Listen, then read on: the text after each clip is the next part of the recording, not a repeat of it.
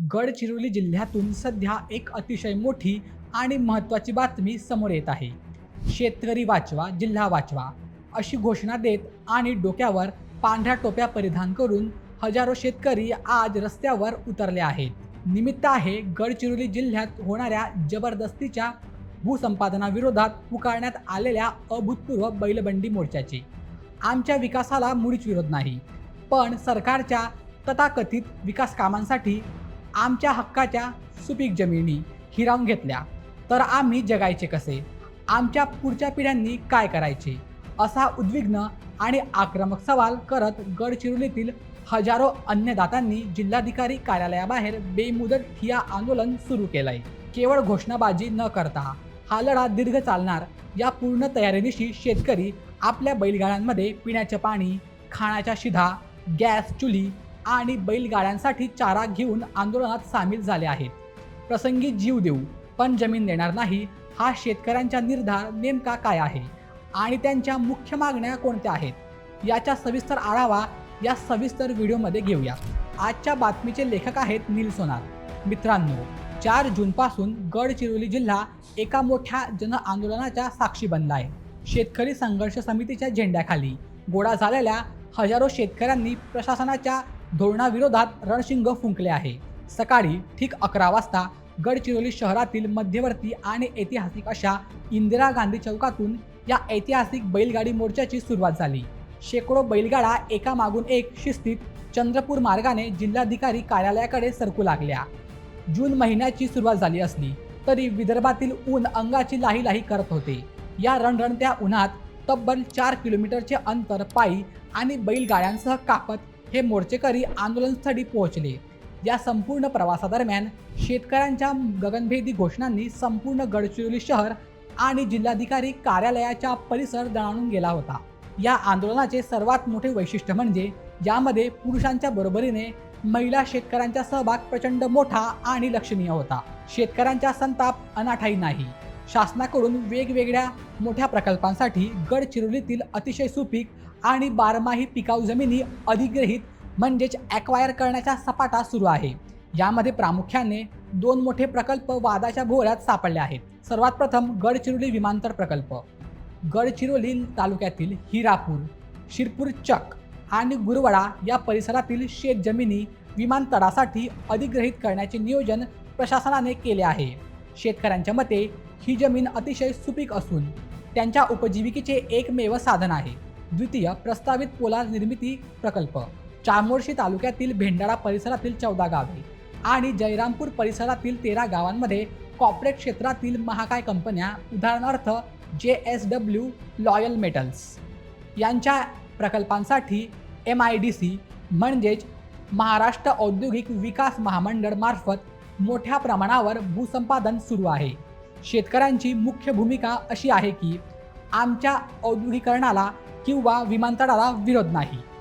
जिल्ह्याचा विकास हा झालाच पाहिजे, पण हा विकास आमच्या सुपीक जमिनींवर आणि आम्हाला उद्ध्वस्त करून का? सरकारने विमानतळ किंवा कारखान्यांसाठी बिगर सुपीक किंवा पडीक जमिनींचा वापर करावा.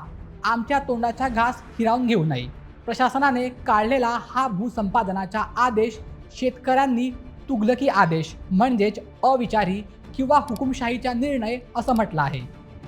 हा आदेश जोपर्यंत रद्द होत नाही, अगदी तोपर्यंत जिल्हाधिकारी कार्यालयासमोरून एक पाऊलही मागे न हटण्याचा पवित्रा या आंदोलकांनी घेतला आहे.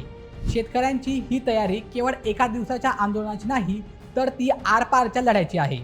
आंदोलनात आलेल्या प्रत्येक बैलगाडीमध्ये बैलांसाठी पुरेसा चारा आणि पाणी साठवून ठेवण्यात आले आहे.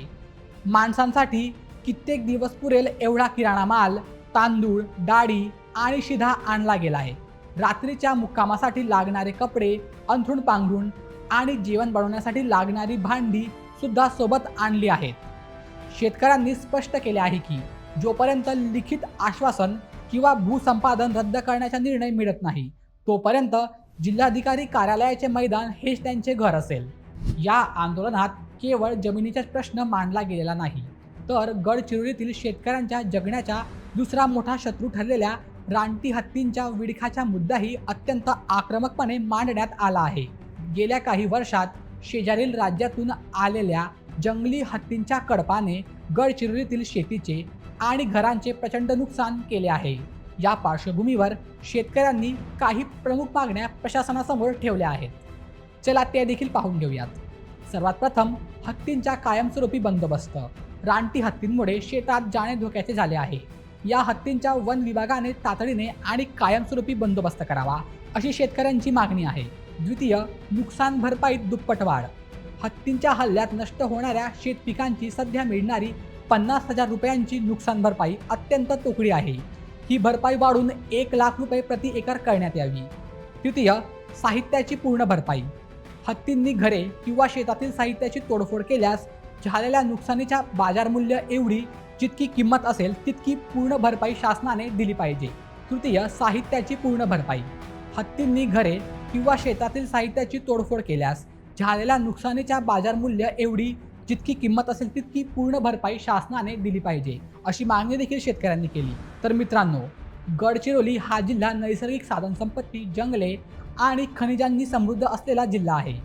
अलीकडच्या काळात या जिल्ह्यात खाणकाम म्हणजेच मायनिंग आणि स्टील उद्योगांचे जाळे मोठ्या प्रमाणात विस्तारत आहे। लॉयड्स आणि JSW सारख्या कंपन्या आल्याने रोजगार वाढेल असा दावा सरकार करत असेल तरी स्थानिक पातळीवर जमीन गमावणाऱ्या आदिवासी आणि पारंपरिक शेतकऱ्यांमध्ये प्रचंड असुरक्षिततेची भावना निर्माण झाली आहे। या बैलबंडी मोर्चामधून शेतकऱ्यांनी हे दाखवून दिले आहे की शेती हा केवळ त्यांच्या उत्पन्नाचा मार्ग नाही, तर ती त्यांची संस्कृती आणि जगण्याचा आधार आहे। जर सुपीक जमीनच राहिल्या नाहीत तर उद्योग आणि विमानतळांच्या स्थानिक लोकांना काहीही फायदा होणार नाही।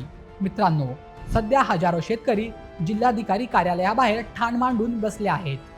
अगदी रणरणत्या उन्हात सुरू असलेले हे आंदोलन येत्या काळात प्रशासनाची मोठी डोकेदुखी ठरू शकते। आता चेंडू पूर्णपणे राज्य सरकार आणि स्थानिक प्रशासनाच्या कोर्टात आहे।